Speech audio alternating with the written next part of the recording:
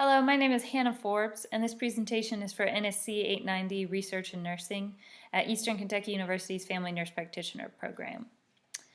The topic I chose was group prenatal care versus individual prenatal care. Every year, according to the CDC, 3.9 million babies are born just in the United States, and 8% are born at low birth weight, 5.8 pounds or less, and 11.4% are born preterm.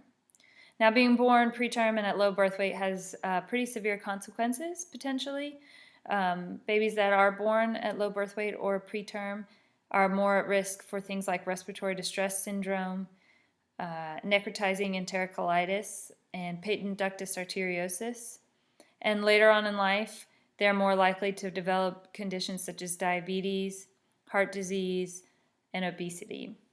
So not having the proper prenatal care and having those problems with birth can lead to many health problems early and later on in life.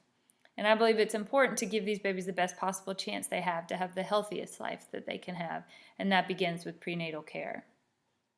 I chose 4 different studies, 3 randomized controlled trials, and 1 cohort studies, all pretty similar in sample setup and design. All 4 studies were connected to either university-affiliated or free or public health clinics.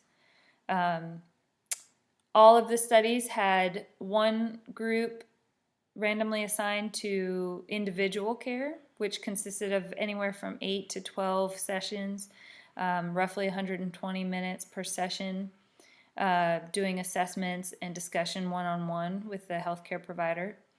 Now, through the different studies, it varied what kind of group care they got.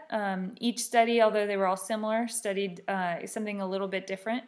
One study, for example, specifically targeted low birth weight and preterm deliveries.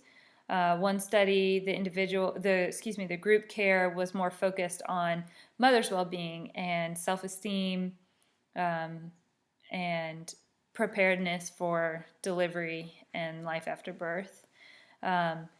And throughout the studies, there were positive benefits with the group prenatal care.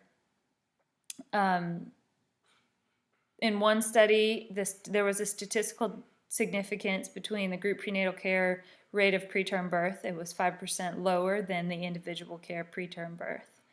I thought this was interesting because most of the women that I've talked to that are having or have had babies have had individual care and said they would have much preferred it, but after hearing about these studies, they were interested to see the benefits from it, and that there was many self-reported increase in self-esteem, increase in preparation, increase in breastfeeding.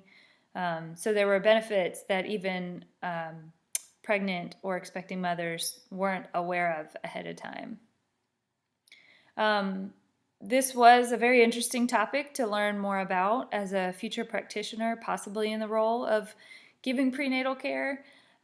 This is something that I would like to know about because I don't believe it's offered many places, and it clearly has a benefit for the women.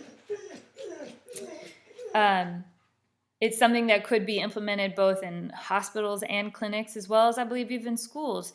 All of the studies that I chose to focus on were done with low-income and Medicaid-eligible women, so and with women as young as 14 up to 25.